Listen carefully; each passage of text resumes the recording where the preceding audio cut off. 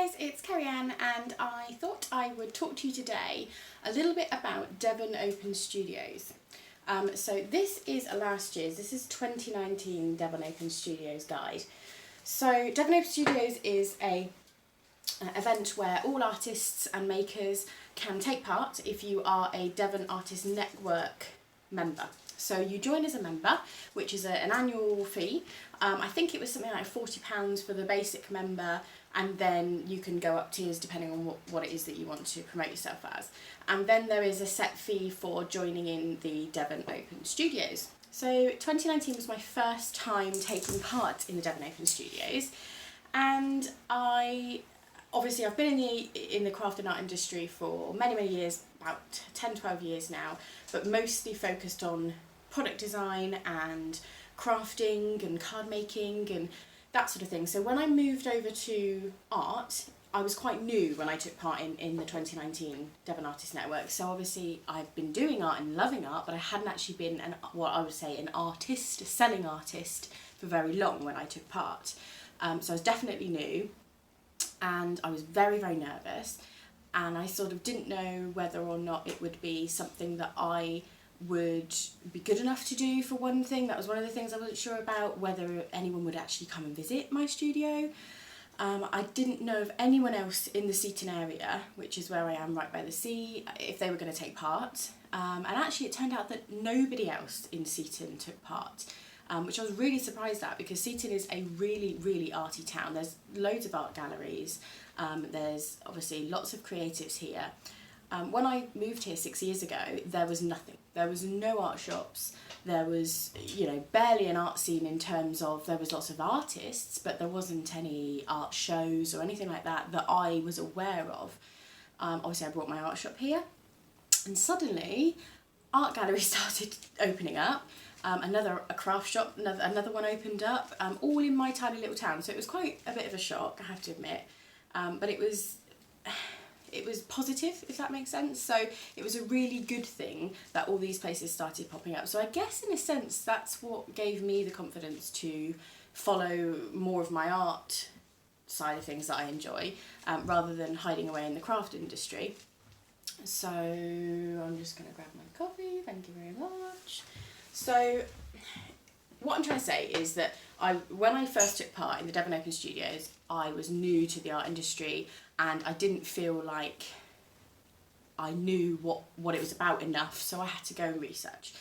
So I asked lots of other people, I got in contact with previous people, people who had exhibited at the previous Devon Open Studios. I read as much content as I could online, blogs and things like that, and I thought, you know what, it actually looks like a really friendly, a really happy thing to do, something really positive. So after selling a few paintings that I had done, selling them in my little studio, because my studio is actually joined onto my art shop right on the high street, I actually saved the money up and I paid to take part in the 2019 Devon Open Studios. So that's how I took part in this one. So I was definitely what I would consider to be a new artist, and I was definitely facing it at that point, I thought, alone. However, I met a lady who is an artist who had done it before.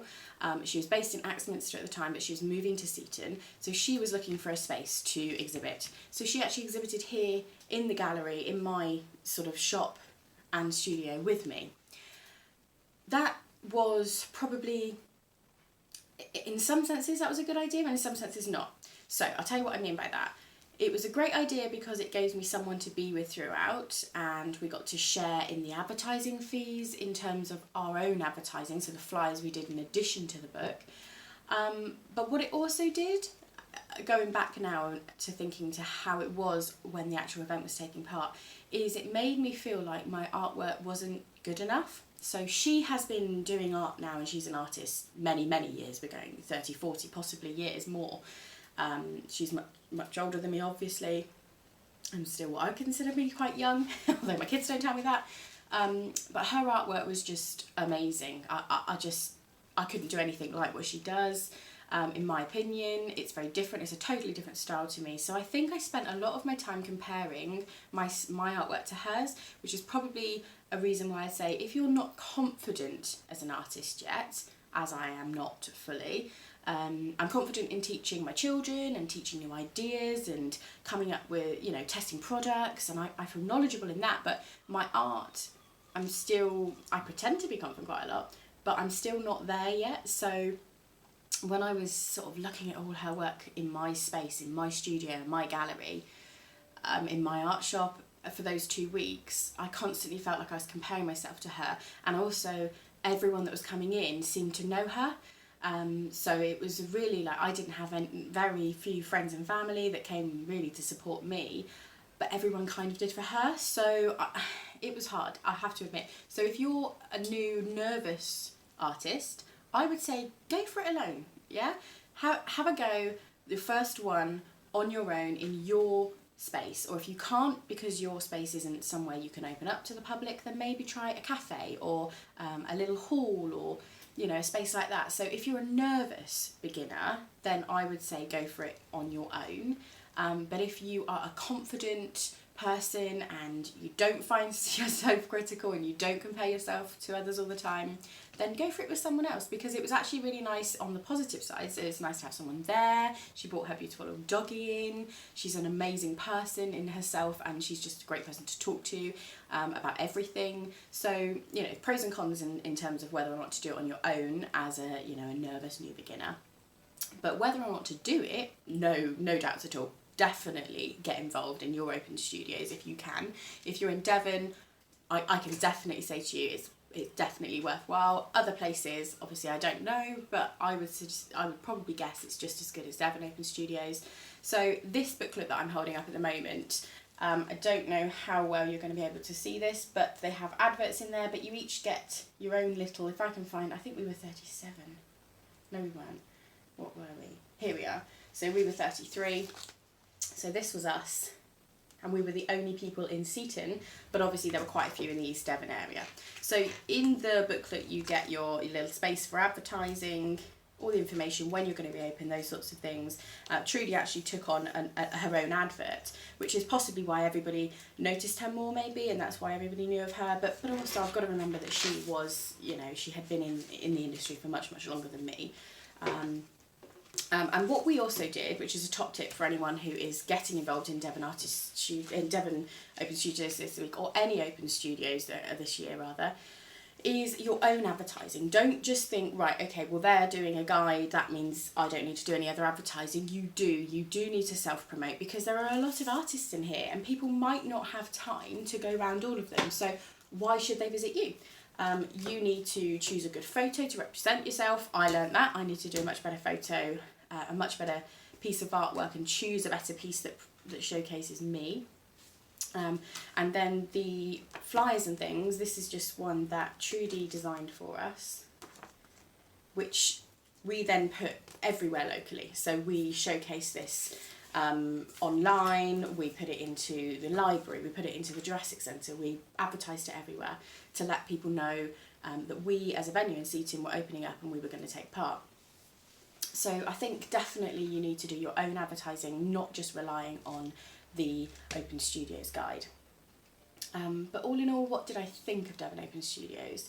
So we had to do a sort of review after the studios event took place. We had to answer some questions and talk about how many people came to visit us, and did we sell any work, things like that. Yes, I did sell some work, which I was really shocked about.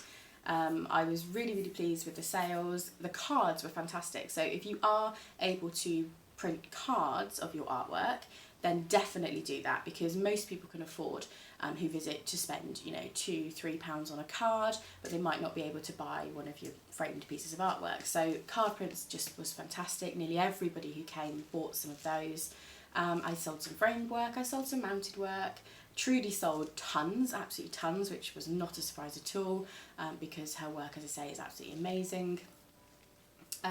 So in terms of sales, it was great. In terms of meeting people and new opportunities, that was fantastic as well. But the feedback for me was the best thing, and it's kind of meant that from September last year to now, I think I'm a whole new artist, if that makes sense. So I'm kind of emerging artist again this year, in that I found out where my strengths lie and what which of my art styles people like the most.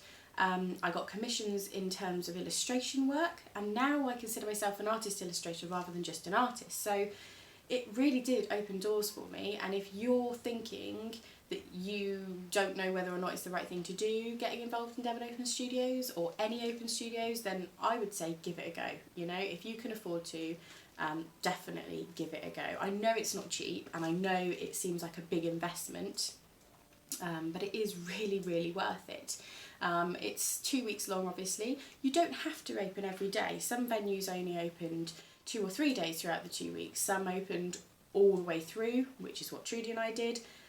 I don't think I'd advise you as an individual opening the whole way through, because it was hard. I had to be there every single day, and with children and a job and commission work on the go and everything else that I had to do, it was really hard. So this year I'm actually going to open 6 days a week. So, you know, I'm taking 2 of the days off, which is kind of my average time anyway. We always work 6 days a week. But also I'm doing my masters at the moment as well. So I did obviously my art degree quite a few years ago, but I'm actually doing my philosophy in aesthetic philosophy masters, specialising in aesthetics and arts. So a masters is much more work than I realised, and I'm going to be still doing that come September. I'll be working ready for year 2. So I know that I'm not going to be able to go the whole way through for Devon Open Studios. So I'm just going to take 2 days off, which I think is absolutely fine. Some places take even more days off than that. They do have standard opening hours, but you can select your own opening hours to suit you. And as I say, you don't have to do it in your own home or your own studio. If you haven't got one, consider talking to local cafes and talking to local venues and seeing if they've got a space. It will help them with footfall as well as it will help you. So, you know, it goes both ways in terms of that. Yeah, I think that covers everything that I wanted to get across. I wanted to do this video really just to say that you don't have to be at the top of your game, an artist for so many years, and feel 100% confident to take part in Devon Open Studios. You can be just a new beginner, just dabbling in the arts, unsure on your work, but actually it's something you want to take forward, whether it be as a hobby or a career, and you want to push forward or even just find some feedback on your art. It's worth it. Definitely get involved in open studios in your area. As I say, there's a tiny amount of negatives if you're not a confident person.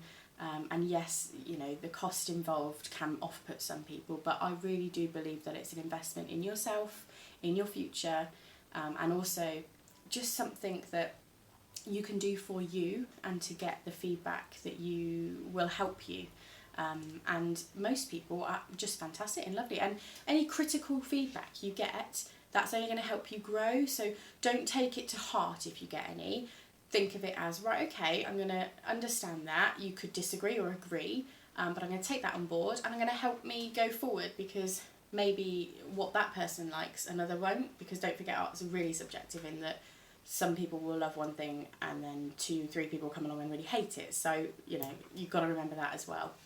I'm probably rabbiting on quite a lot now, but there's just so much that I wanted to get across really, just because I think it's just a great opportunity, and I just wanted everyone to know that it's really worthwhile getting involved in open studios, and you don't have to be the best artist, the best known, or, you know, you haven't got to have been doing it for many years to take part. So hopefully this gives you a bit of an overview of what it's like to take part in an Open Studios event. If you've got any questions at all, please do reach out, let me know in the comments or give me an email or something. I'm more than happy to answer any questions about my experience. And I'll be honest, I'll be truthful as I have in this video. But yeah, so I will... I'll let you know how it goes for the 2020 Open Studios as well. As I say, I'm a whole new artist now. I've got a whole new vision, a whole new goal set for what I want to do for 2020. So I'll let you know how it goes. But in the meantime, I hope you have a fantastic weekend, everyone. And yeah, take care. Bye.